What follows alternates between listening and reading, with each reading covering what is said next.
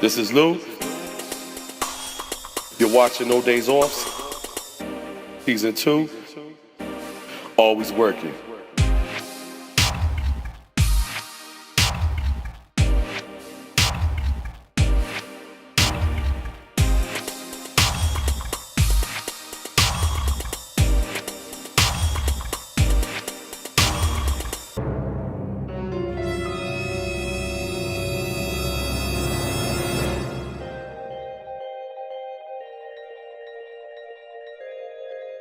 When I was a kid, I used to love to get dressed up.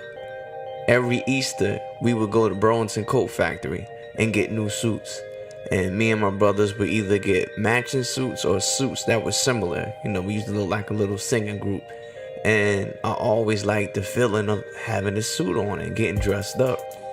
So one day in elementary school, I asked my mom if I could wear a suit to school. So she's like, is it picture day or something? I'm like, no, I just want to wear a suit. So she's like, fine, if you want to wear a suit, you can wear a suit.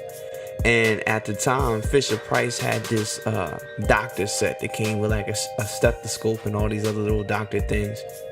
But it came in this hard tan plastic like briefcase almost. So I would always see my dad with his briefcase and he'd be dressed up, so I wanted to be like my dad. So I took all my little homework and papers and books and stuff, and I put them in my little briefcase. And you know, when on the way to school, I looked like I was on the way to Wall Street.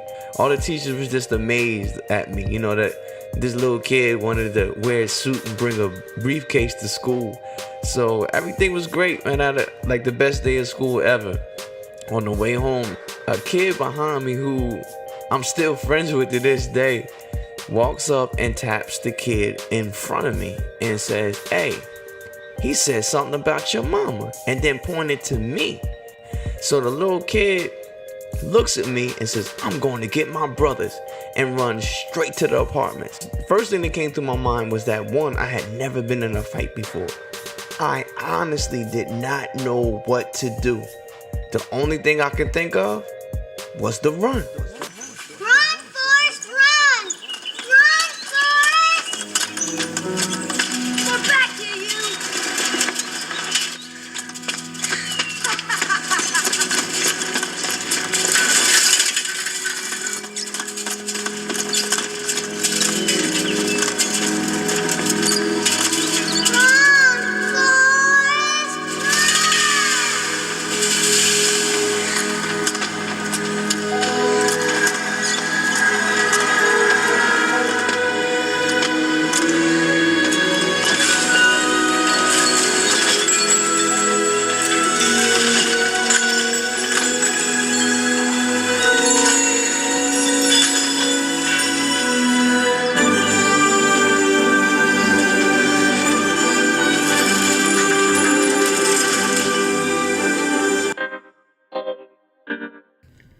I was 16 and I was madly in love. This was my first real girlfriend, my high school sweetheart. And word was getting around that she was messing with somebody else, but an older dude. And he was from a neighborhood that my neighborhood used to beef with since before I was born. I was hearing about it, but honestly, you know, he was much older than us, and I just didn't think that, you know, anything was really going on. And when people came to me with it, I kind of blew it off. But somebody goes back to him and tells him that I was talking trash about him. Here we go again. So I'm getting off the school bus, walking home by myself, and he pulled up on me in the car. So he like, yo, you was talking about me? So I'm like, nah. So he's like, alright, and then pulls off.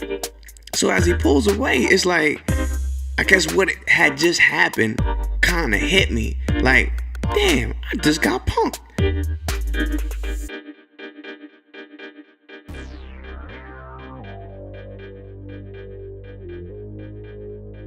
We went from the cops, we went from Rodmans, we went from security guards, we went from old man Quills in this fucking bullshit store when he come with that bullshit gun. All we do is fucking run. Feel like I'm on the goddamn track team.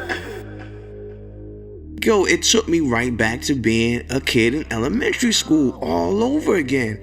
And I'm just like, nah, like I'm done with this. Like I'm done with this. Like something's got to change.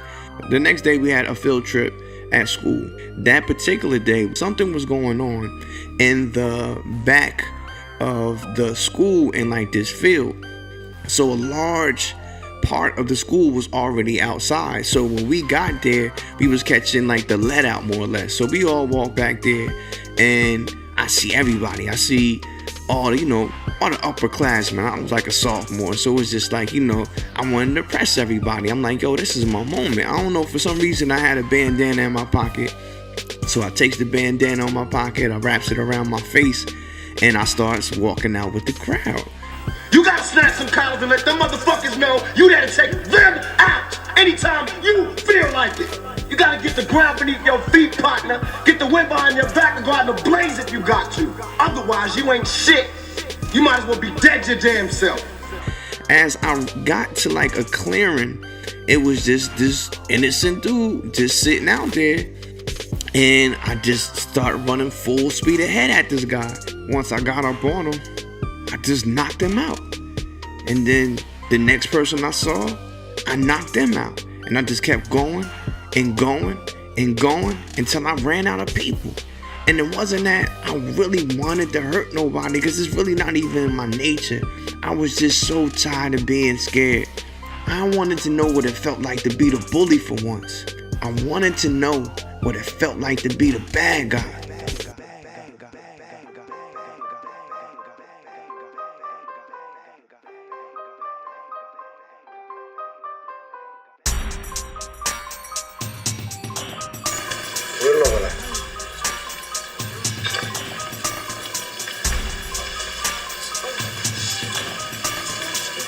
You're all a bunch of fucking assholes.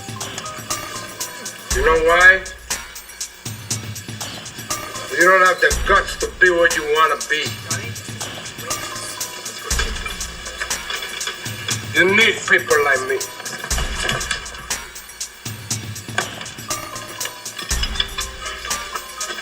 You need people like me so you can point your fucking fingers and say, that's the bad guy.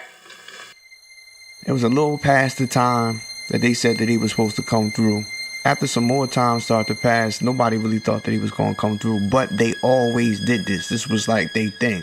Deep inside, I ain't want nobody to leave. In my heart, I'm just like, yo, we need to just wait it out. But people started breaking off. Here they come. But now it's only a few of us out there. I just walk straight into the street and I just wait for them. It was about 3 cars, I think. So I'm standing there, and honestly, it was the look that they gave me that made me look behind me. When I looked over my left, it was somebody and they was just like, run. I had broke my hand jumping one of they boys. My left hand was in the cast, so I only had one hand to begin with. I'm just like, if I can just get to the alley, if I can get me a brick, a stick or something, it'd just give me a little bit of advantage. And then I had found like this little, I think it was the other end of the club that you put on your steering wheel. Somehow I found this. So when I comes around the corner, it was already somebody there. And he was holding like a tree branch, but it was like the size of 2 baseball bats. So he swings it, caught me in the ribs, and it broke my ribs and poked a hole in my lung. So from that moment on, I got internal bleeding. Once I got my back to the wall, I held my ground for a minute, like I was good. And then that's when somebody threw a bottle. Somehow, some way, was able to get my right hand up just before it hit me. And the bottle pretty much cut my thumb all the way off. The best way I can describe it is like, you know how you be in a house and it's a real bad rainstorm outside, if no TV or nothing is on, the raindrops, they sound so close that it's almost like you getting wet, but you know you inside. That's how it felt. It was too much going on for me to feel one person hitting me. I sunk inside of myself, and then it goes black, and then after that, I'm somewhere else, and I'm somewhere else, and then the next thing I know, it's over. A lady saw what happened, jumps on top of me, everybody bounces. She gets me in the car, then I'm in the hospital, talking to the intake nurse, and she's asking like all these questions, but I can't talk. And then the lady's like, look, he's dying. The doctors come out, they put me on a stretcher and all of that. They literally just took me in the next room over. They cut me, and I actually felt the air leave the side of my body.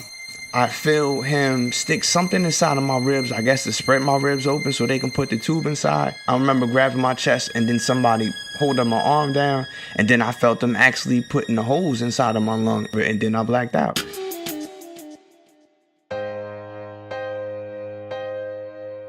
Eventually, we all have to face our fears. Fear of not being who we want to be.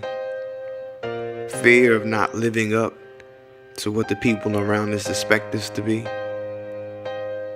Fear of not loving ourselves or being loved. Fear of not being accepted.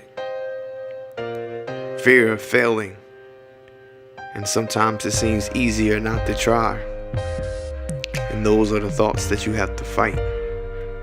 Use whatever you've been through in your past to help you fight through the obstacles in the future.